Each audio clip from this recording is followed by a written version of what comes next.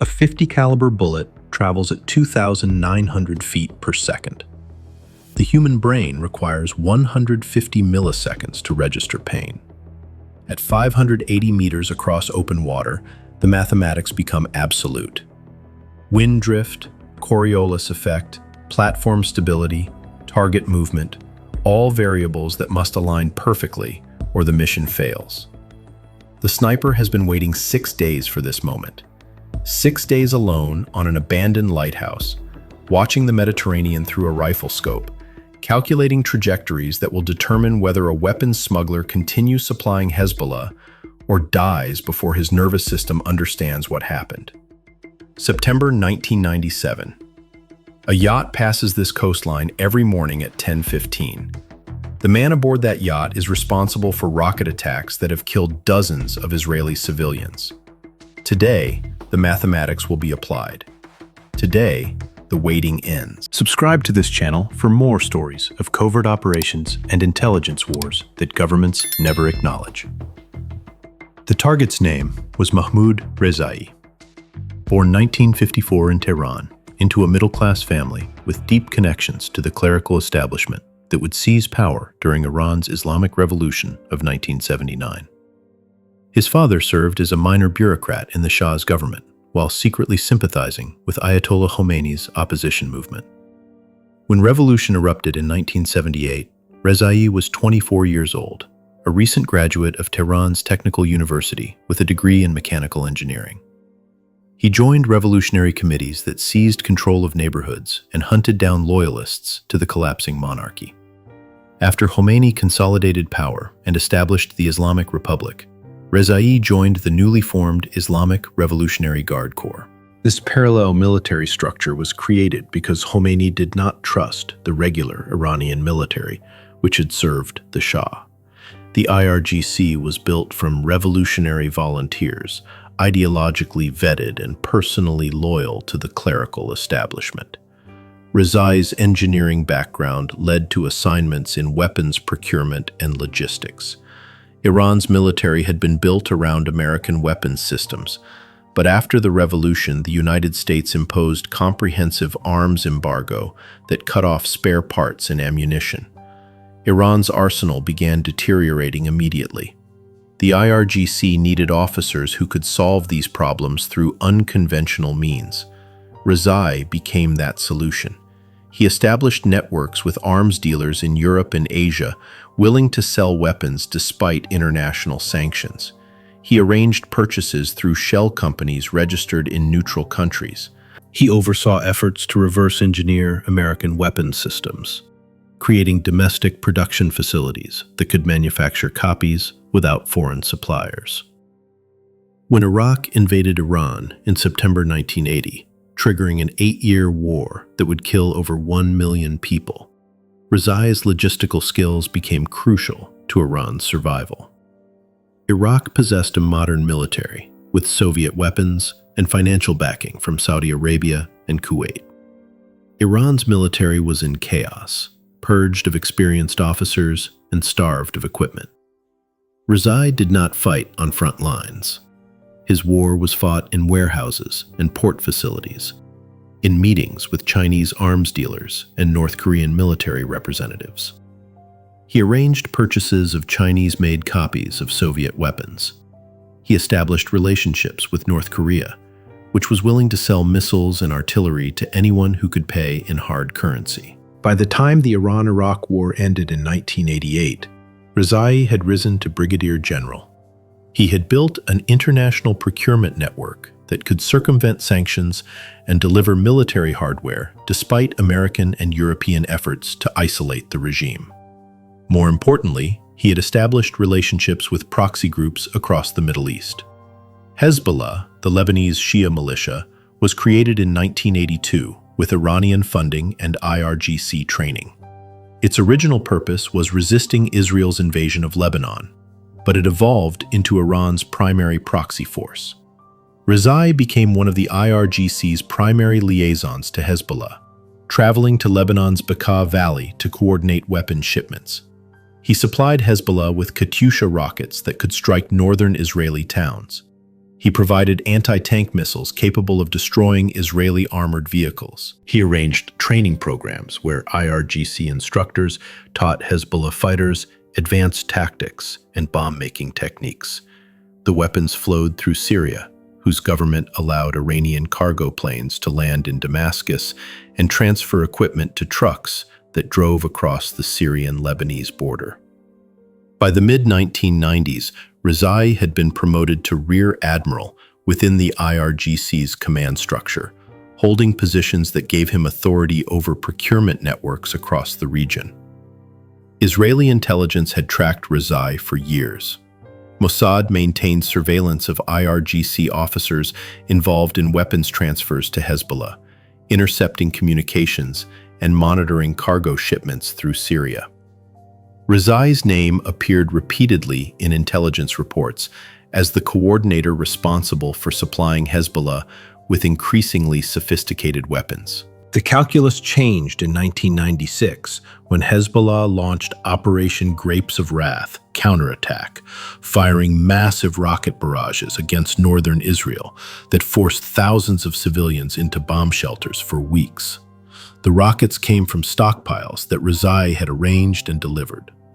Mossad Director Danny Yatom authorized comprehensive surveillance of Rezaei's movements, seeking vulnerabilities that could be exploited for targeted elimination. The surveillance revealed a critical pattern. Every September, Rezaei traveled to Cyprus for a 2-week vacation, renting a yacht and sailing Mediterranean waters near the island's southern coast. The pattern was consistent across 3 consecutive years. Same month, same yacht rental company, same route along the coastline. Intelligence analysts assessed that Rezaei felt secure in Cyprus, a neutral territory with limited Iranian intelligence presence. He traveled with minimal visible security, apparently believing that distance from Iran provided adequate protection.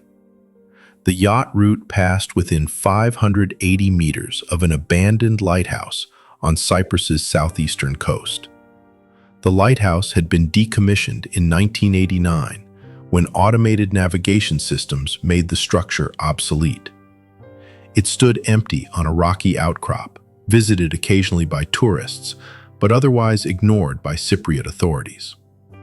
Mossad operational planners identified the lighthouse as an ideal sniper position.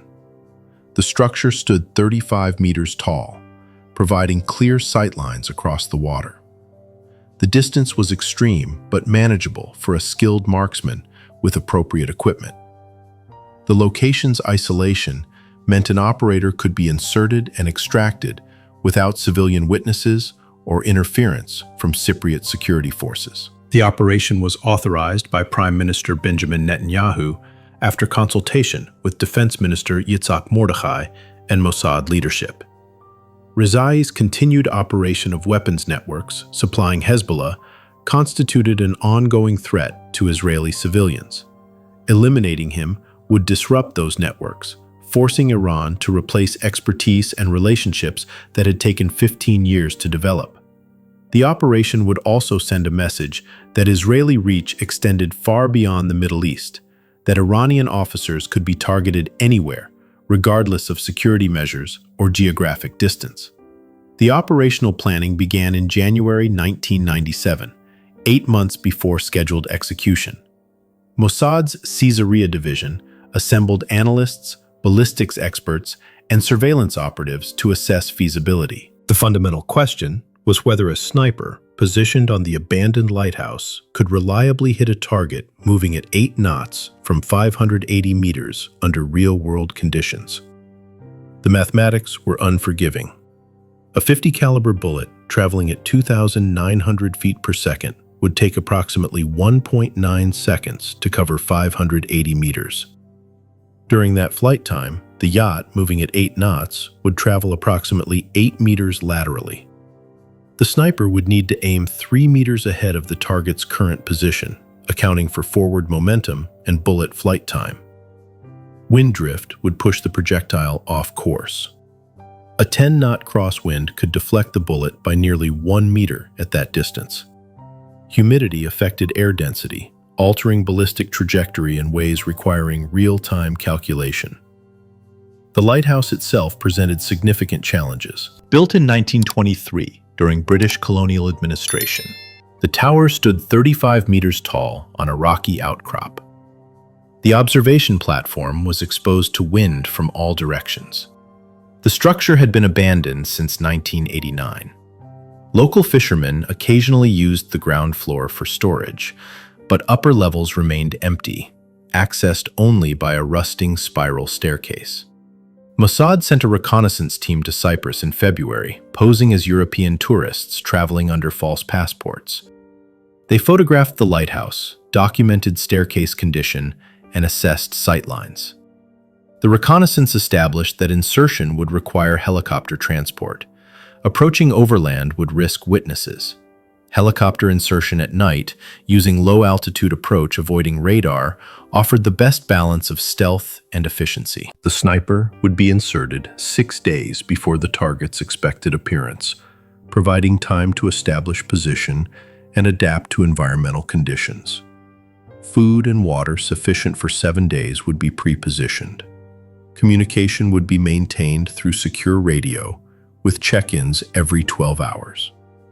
If the operative missed 2 consecutive check-ins, emergency extraction would be initiated immediately. The weapon selection consumed weeks of technical analysis. The distance ruled out smaller calibers lacking kinetic energy to remain lethal after 580 meters. The moving target demanded flat trajectory, minimizing time between trigger break and impact. The Barrett M82A1 50 caliber rifle was selected. This semi-automatic weapon fired the 50 BMG cartridge, a round originally designed for heavy machine guns. The bullet weighed 750 grains and carried enormous kinetic energy, remaining lethal even after extreme distances. The weapon's effective range exceeded 1,800 meters, meaning 580 meters represented a medium-range shot, well within optimal performance envelope. The rifle would be equipped with a Leupold tactical scope with variable magnification up to 12 power, providing sufficient optical resolution to identify the target at 580 meters. A Harris bipod would provide stable platform, with sandbags available to further stabilize the rifle and dampen vibration from wind. Ammunition selection focused on match-grade rounds manufactured to exacting specifications. Each round would be individually weighed and measured, with only those meeting strict tolerances loaded into magazines.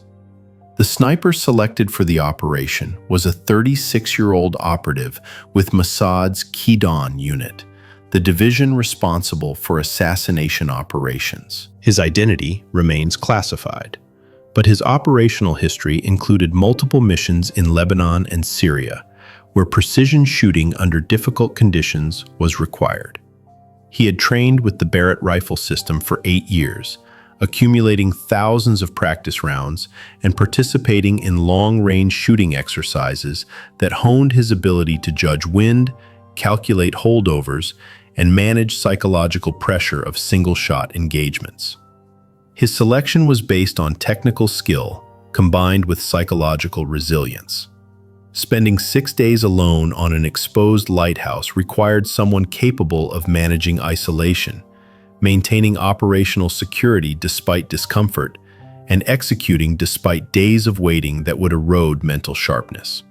Psychological evaluations confirmed he possessed temperament for solitary operations, demonstrating patience, discipline, and ability to maintain focus during extended periods without external stimulation.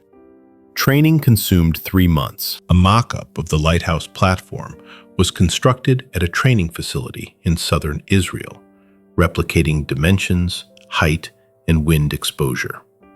The operative practiced shooting at targets positioned 580 meters away, simulating yacht movement by placing targets on motorized sleds traveling at 8 knots.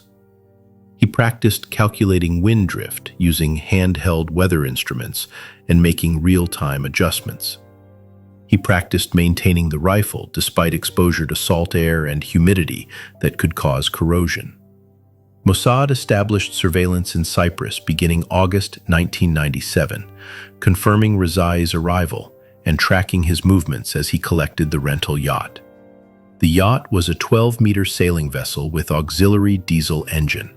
Rezaei chartered the vessel through a company catering to affluent Middle Eastern clients.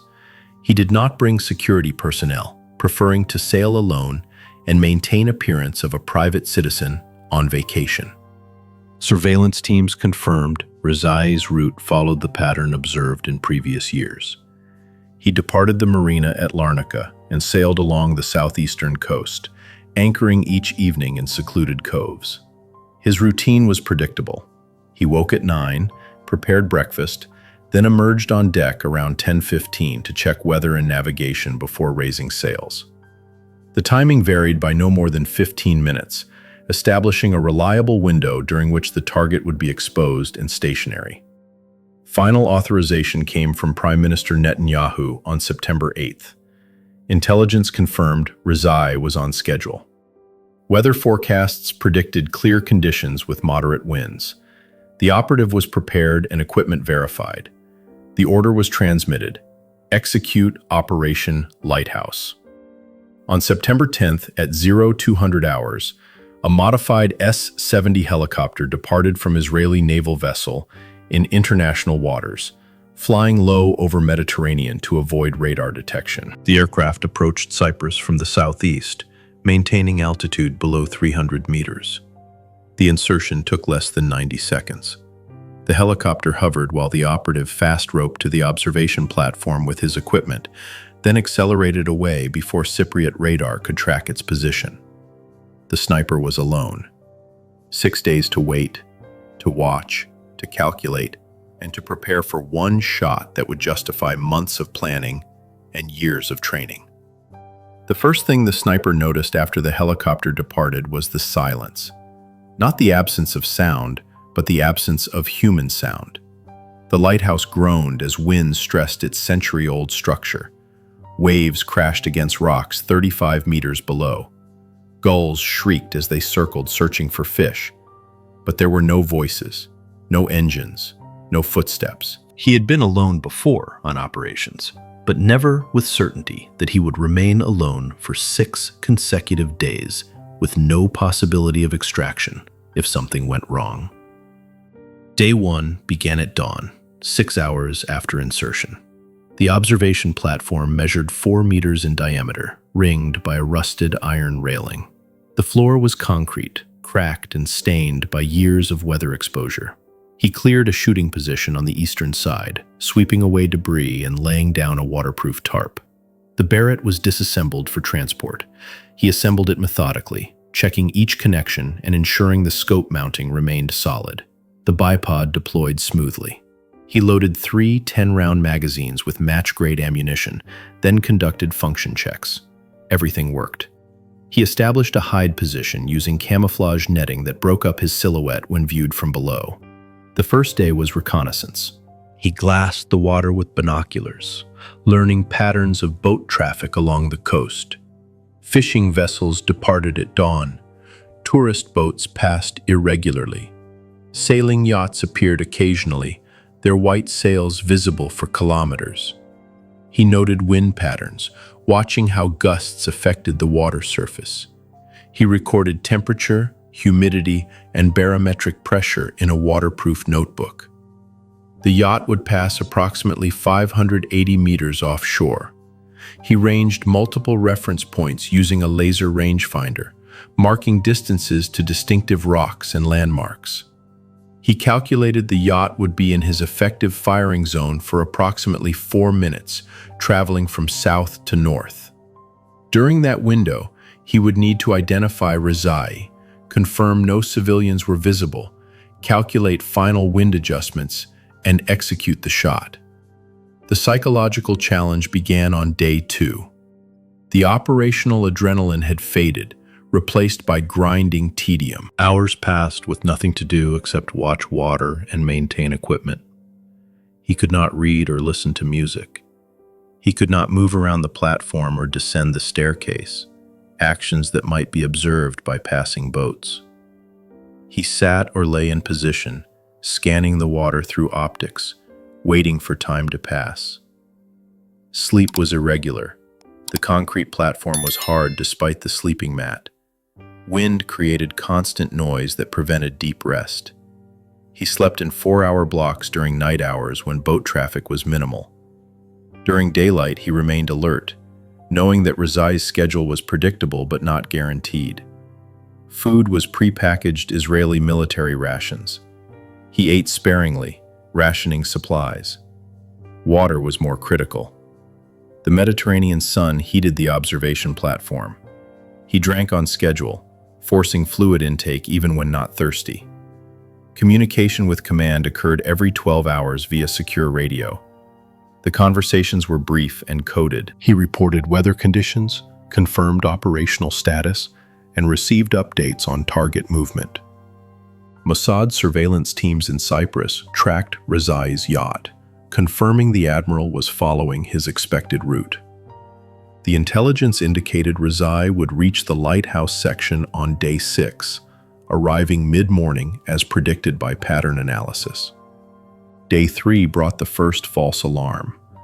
A yacht matching the target vessel's description appeared on the horizon. He transitioned to shooting position, verifying the Barrett was loaded. Through the scope at high magnification, he observed the vessel as it approached. The yacht was similar in size and configuration to Rezai's rental, but as it closed to 300 meters, he identified the occupants as a European family. Neither adult matched the target's physical description. He relaxed and resumed surveillance mode. Day 4 tested his psychological resilience. The isolation became oppressive. He found himself conducting one-sided conversations with seabirds that landed on the railing. He fought the urge to descend the staircase and walk around the lighthouse base. He performed physical exercises within the confined space, push-ups and stretching that maintained muscle function without creating visible activity. The mental discipline required to maintain focus while managing boredom was exhausting. Weather became a concern on day 5. Cloud cover increased and wind speeds rose to 15 knots, with gusts reaching 20. He calculated that sustained winds above 20 knots would push bullet drift beyond acceptable margins. If conditions deteriorated further, the mission would need to be aborted or postponed. He monitored forecasts through coded radio transmissions, receiving meteorological data that predicted improving conditions by the following morning. The window remained open. He conducted final weapon preparation that evening. He cleaned the Barrett's bore, removing any residue that might affect accuracy. He verified the scope's 0 by dry firing at reference points. He loaded fresh magazines and positioned them for immediate access. He reviewed the engagement sequence mentally, visualizing each step from target identification through trigger press to post-shot procedures. The rehearsal was psychological preparation, building neural pathways that would allow smooth execution despite adrenaline and pressure. Night 5, he barely slept. His mind ran through contingencies. What if Rezaei did not appear on deck at the expected time? What if the yacht's route varied, placing it beyond effective range? He forced the thoughts away, focusing on breathing and physical relaxation. The mission would succeed or fail based on factors he had prepared for during months of training. Dawn on day 6 arrived with clear skies and moderate winds at 8 knots. Perfect conditions. He confirmed weapon status, verified radio was functional, then settled into shooting position. The yacht was expected between 1000 and 1030 hours, based on Rezaei's established pattern. He began surveillance at 0930, scanning methodically from south to north, searching for the distinctive white hull. At 1000 hours, he identified the vessel. 12 meters, white hull, single mast, approaching from the south at approximately 8 knots. Range, 4,000 meters, and closing. His heart rate increased. He controlled his breathing, forcing steady inhalations that would stabilize his shooting platform. Through the scope, He watched the yacht approach. One person visible on deck at the helm. Male, correct age range, correct build. Range, 2,000 meters. He waited. The identification needed to be certain. At 800 meters, he confirmed target identity. Mahmoud Rezaei stood at the yacht's helm, one hand on the wheel, scanning the coastline with relaxed posture. The sniper centered the crosshairs, tracking the target as range decreased. 600 meters, 580 meters. The yacht entered the engagement zone. Rezaei turned away from the helm and walked toward the aft deck, reaching into his pocket. The sniper's finger moved to the trigger. Wind, 8 knots from the northwest. Range, 575 meters. Target speed, 8 knots. Lead, 3 meters. He settled the crosshairs on empty air, 3 meters ahead of Rezaei's head, accounting for movement and bullet flight time. His breathing slowed. The world contracted to the scope's field of view. Nothing existed except the crosshairs, the target, and the mathematics of ballistics. His finger applied pressure. The trigger broke clean. The rifle recoiled, and the bullet began its journey across Mediterranean water toward a man who did not know he was about to die. The bullet exits the muzzle at 2,900 feet per second, spinning at 180,000 revolutions per minute from the rifling grooves cut into the Barrett's barrel. The spin stabilizes the projectile during flight, preventing tumbling that would destroy accuracy and reduce kinetic energy. At this velocity, the 750-grain projectile generates over 13,000 foot-pounds of energy, enough force to penetrate light armored vehicles at extended ranges. Against an unprotected human target, the round carries catastrophic wounding potential that guarantees instantaneous incapacitation regardless of shot placement. During the first half-second of flight, the bullet travels 650 feet, dropping 3 inches below the bore axis due to gravity. The sniper has compensated for this drop by aiming slightly high, using elevation adjustments calculated for 575 meters. Wind pushes the projectile laterally, the 8-knot northwest breeze deflecting the bullet approximately 6 inches to the right of its initial trajectory. The scope's windage adjustment accounts for this drift, placing the point of aim 6 inches left of where the bullet will actually strike. At 1 second of flight, the bullet has covered 1,300 feet. Velocity has decreased to 2,700 feet per second due to atmospheric drag, but the projectile retains over 90% of its initial energy. The bullet remains supersonic, its passage through air creating a shock wave that trails behind the projectile. The round continues tracking toward the point in space where Mahmoud Rezaei's head will be when bullet and target trajectories intersect. Rezaei stands on the yacht's aft deck, checking navigation equipment mounted near the helm. He is thinking about the route ahead, about whether to anchor early in the cove visible 5 kilometers north or continue sailing until late afternoon. He is thinking about returning to Tehran in 3 days, about the meetings that await him and the reports he must deliver to IRGC commanders about weapons procurement contracts. He is not thinking about threats or danger because he believes himself safe, protected by distance from Iran and the anonymity of a vacation rental in neutral territory. At 1.9 seconds, the bullet completes its trajectory. The 50 caliber projectile strikes Rezaei behind the left ear at 2,400 feet per second, carrying over 8,000 foot-pounds of residual energy. The bullet enters the skull, fragmenting bone and creating a temporary wound cavity that destroys brain tissue in a radius exceeding 5 inches from the projectile path. The hydrostatic shock wave generated by the bullet's passage through tissue causes catastrophic damage to neural structures. Rezaei's brainstem is severed. Autonomic functions controlling heartbeat and breathing cease instantly.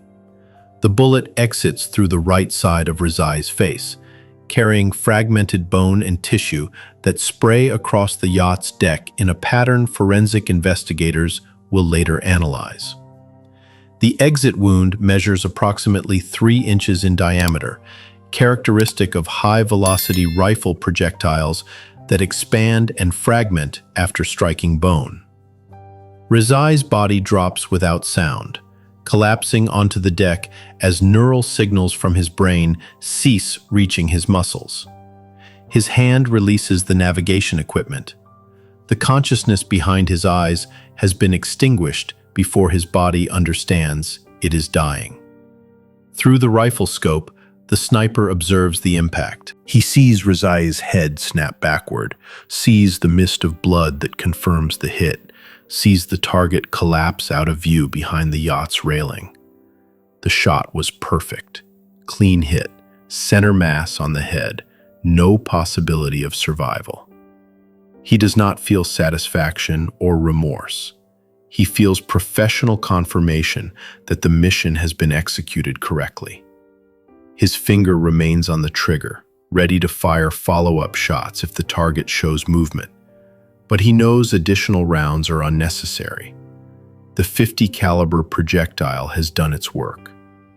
For 3 seconds, the yacht continues sailing on autopilot, its engine maintaining course and speed while its only occupant lies dead on the aft deck. The vessel shows no external sign that anything has occurred. Then the yacht begins drifting slightly off course as the helm, no longer held steady, responds to wind and current. The autopilot attempts to correct, but without human intervention, the vessel's path becomes increasingly erratic. The sniper watches through the scope as the yacht's behavior changes. The vessel is clearly no longer under control, confirming that Rezaei is incapacitated and unable to resume navigation. Within 5 minutes, the yacht has moved out of effective range, disappearing behind a coastal headland as it continues sailing northeast on rapidly deteriorating course. The operation is complete. He does not immediately leave the shooting position.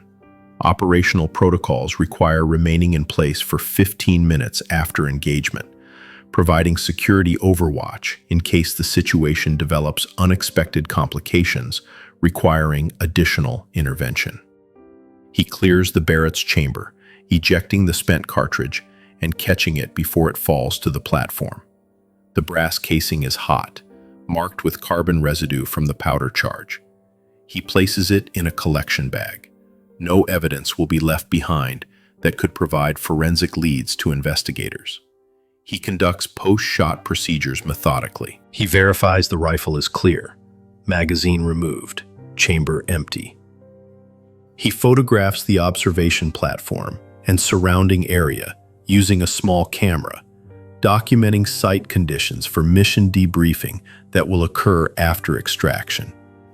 He collects the camouflage netting and waterproof tarp, packing them into the equipment case. He polices the area for any materials that might indicate human presence. When finished, the observation platform appears undisturbed, no different than it was before his arrival 6 days earlier. Communication with command occurs at exactly 15 minutes post-shot. He transmits a coded message confirming mission success. Target eliminated, sniper position secure, ready for scheduled extraction. The response comes within 30 seconds. Extraction helicopter will arrive in 48 hours as originally planned. He is to remain in position, maintain surveillance, and report any developments that suggest mission compromise or Cypriot security response that might threaten extraction. The waiting begins again. 48 hours until extraction. 2 more nights on the concrete platform, 2 more days of isolation. But the psychological pressure has changed fundamentally. The mission is complete. The shot has been fired and confirmed successful. What remains is simply endurance, maintaining position until the scheduled extraction window arrives and he can leave this place behind. He allows himself a larger meal than he has permitted during the previous days, consuming food that restores energy depleted by the tension and focus required for the shot. The relief is physical as much as psychological.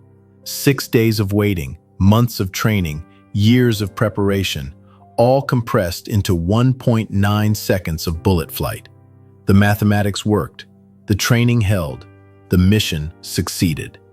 By late afternoon, Cypriot emergency response becomes visible. A Coast Guard vessel departs Larnaca harbor at high speed, racing toward coordinates somewhere beyond the headland where Rezai's yacht has drifted. The sniper observes through binoculars as the Coast Guard searches the area, but he cannot see details of what they discover. Radio traffic monitored through his secure receiver confirms that a vessel has been found with a deceased person aboard. But the transmissions are coded and fragmentary, providing limited tactical intelligence. The Coast Guard vessel remains on station for several hours before towing Rezai's yacht back toward Larnaca. The operation is methodical and professional, Cypriot authorities handling the situation as a suspicious death requiring investigation, but showing no immediate signs of understanding the shot came from land-based position. Their assumption appears to be maritime attack, a theory that will dominate initial investigation phases and divert attention away from the lighthouse. Night falls on day 6. The sniper lies on the platform, watching stars appear in the darkening sky. He thinks about the shot, replaying the sequence in memory. Wind estimation was correct. Lead calculation was accurate. Trigger press was clean. Everything worked as trained. Rezaei died before his nervous system could register the impact, as humane an execution as ballistics allow at 580 meters. He does not think about Rezai's family or the geopolitical consequences that will follow this death. Those considerations exist beyond his operational scope, decisions made by intelligence directors and political leaders who authorized the mission. His job was technical execution, applying mathematics and skill to a ballistic problem. He solved that problem successfully. What comes after is not his responsibility. 48 hours until extraction. He settles into wait, knowing that the hardest part is finished, and what remains is simply patience until the helicopter returns to carry him home. Day 7 begins with increased radio chatter on Cypriot emergency frequencies. The sniper monitors transmissions through his secure receiver, tracking the investigation's progress. Coast Guard vessels are conducting search patterns along the coastline. Police units are establishing perimeter control around the marina where Rezai's yacht was towed. Ambulance services confirmed death on scene the previous afternoon.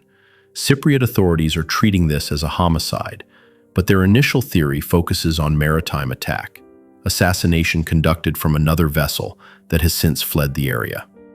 The assumption is logical from their perspective. Cyprus has limited experience with long-range precision shooting operations conducted by foreign intelligence services. Their investigative framework is built around conventional crime, smuggling, and occasional terrorist incidents.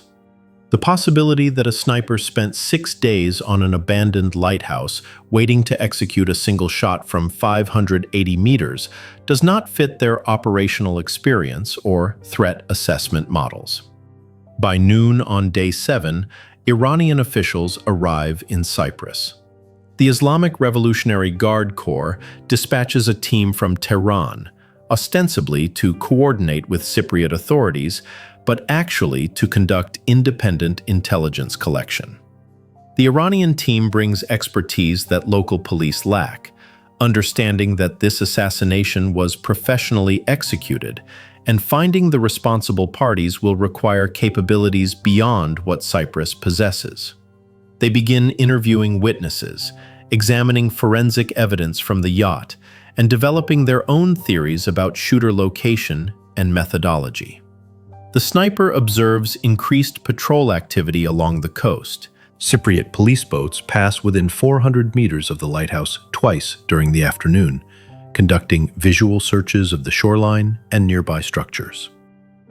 Officers in patrol cars drive along the coastal road, stopping periodically to glass the water with binoculars. But they do not search the lighthouse. The structure appears abandoned and irrelevant to their investigation, which remains focused on sea-based approaches and possible escape routes across open water. Iranian intelligence analyzes the ballistic evidence more carefully than their Cypriot counterparts. Examination of Rezaei's wounds indicates the bullet traveled on a slightly downward trajectory, inconsistent with a shot fired from sea level.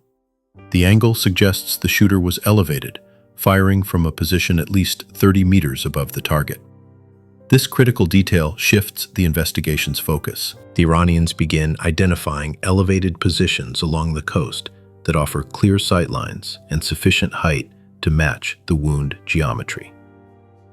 On day 8 at 0800 hours, an Iranian intelligence officer, accompanied by 2 Cypriot police officers, approaches the lighthouse.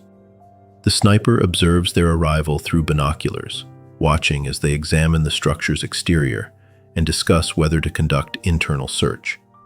He moves to secondary position, preparing equipment for emergency extraction if necessary. His secure radio is set to emergency frequency. One transmission will bring the helicopter immediately, abandoning the scheduled timeline but ensuring his escape before capture. The Iranian officer circles the lighthouse, photographing the structure and noting the observation platform's clear sightlines across water. He calculates approximate distance to where Rezaei's yacht was found, confirming the lighthouse falls within plausible engagement range for high-powered rifle. He gestures toward the entrance, recommending they climb to the observation platform for thorough inspection. The Cypriot officers agree, and the 3 men enter the building. The sniper hears footsteps on the spiral staircase, metal treads echoing as the men climb. They are methodical but not rushed, pausing occasionally to examine the staircase and interior walls. He estimates they will reach the observation platform in approximately 2 minutes. His hand rests on the radio transmit button. If they emerge onto the platform, he will send the emergency signal and attempt rapid descent using climbing ropes secured to the exterior railing, a desperate contingency that risks compromise but offers his only escape option. The footsteps continue climbing. Voices echo from below, the Iranian officer instructing the Cypriot police on what to look for.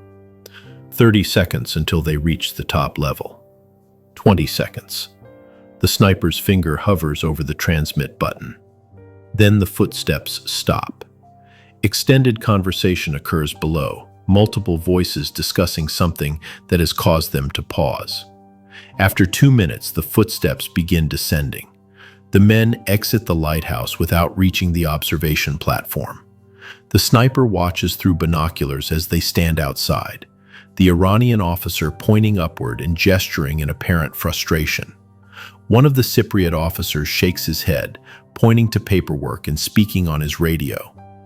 They photograph the lighthouse exterior once more, then drive away. The sniper later learns, through intercepted communications, that the Cypriot officers refused to complete the climb, citing safety regulations that prohibit entering the upper levels of condemned structures without proper equipment and authorization that would take days to obtain. The close call confirms that time is critical. The sniper transmits situation report to command, describing the Iranian officer's interest and the likelihood of return with proper authorization. The response is immediate but unchanged. Maintain position. Extraction proceeds as scheduled at 0200 hours tonight. 8 more hours until exfiltration. He conducts final site cleanup, ensuring no trace evidence remains that could provide DNA, fingerprints, or material links to Israeli operations. At 0100 hours, he receives confirmation that the extraction helicopter has departed from Israeli naval vessel in international waters. Flight time is 45 minutes. He positions all equipment at the center of the observation platform, ready for rapid attachment to hoist cable. The Barrett is secured in its case, every item packed and staged for extraction that must occur in under 90 seconds to minimize exposure to Cypriot radar and possible visual observation from coastal areas. The S-70 helicopter arrives precisely on schedule, approaching from the sea at extremely low altitude. The aircraft is running without navigation lights, visible only as a dark mass against the night sky. Rotor wash creates hurricane-force wind as the helicopter hovers above the lighthouse. A hoist cable descends, swinging in the turbulence. He attaches his harness and the equipment cases, then signals ready for extraction. The winch activates, lifting him away from the platform where he spent 8 days in isolation. Within 60 seconds, he is inside the helicopter's cargo bay, the crew chief disconnecting his harness while the aircraft accelerates away from Cyprus. The extraction has taken less than 3 minutes from arrival to departure. By the time Cypriot radar detects the helicopter's radar signature, it is already beyond territorial waters, moving southeast toward international airspace, where interception is impossible. The flight to Israel takes 2 hours. The sniper sits in silence, processing the mission's completion. He has successfully executed one of the longest duration solo sniper operations in Mossad history, maintaining position for 8 days and delivering a precision shot that eliminated a high-value target from 580 meters. The helicopter lands at a military base in northern Israel at 0400 hours. The sniper is immediately transported to debriefing facility, where intelligence analysts question him for 6 hours, documenting every detail from insertion through extraction. Within 72 hours, Cypriot investigators conduct thorough search of the lighthouse, finally obtaining authorization to access the upper levels. They find nothing. No spent cartridge casings, no forensic evidence, no indication the observation platform was recently occupied. The Iranian intelligence team remains convinced the lighthouse was the shooter's position, but without physical evidence, their theory cannot be proven. The investigation produces suspicion but no arrests, theories but no actionable intelligence. Iran's government issues formal condemnation, accusing Israel of state-sponsored terrorism and demanding international response. Israeli officials decline to comment, maintaining standard policy of neither confirming nor denying responsibility for covert operations. The diplomatic rhetoric continues for weeks, but without proof of Israeli involvement, the incident gradually fades from international attention. Mahmoud Rezaei is buried in Tehran with full military honors, described by Iranian media as a martyr killed by Zionist aggression. His role in supplying Hezbollah remains officially unacknowledged. The sniper returns to active duty after 2 weeks of mandatory psychological evaluation and debriefing. He receives no public recognition, no medal ceremony. His identity is protected by operational security protocols. The operation's details are classified for decades. Within Mossad and Israeli Special Operations community, Operation Lighthouse becomes legendary, studied as an example of patience, precision, and operational excellence under extreme conditions. The lighthouse stands empty again, visited occasionally by tourists unaware of its role in intelligence history. The observation platform shows no marker, nothing indicating a man spent 8 days there executing one of the most technically challenging sniper operations ever conducted. Mahmoud Rezai's assassination demonstrated that geographic distance provides no protection against nations with sufficient intelligence capabilities and operational resolve. The message was received by those who needed to understand it. One bullet, 1.9 seconds, one shot that changed the calculus of weapons proliferation and proxy warfare in ways that diplomatic pressure never could.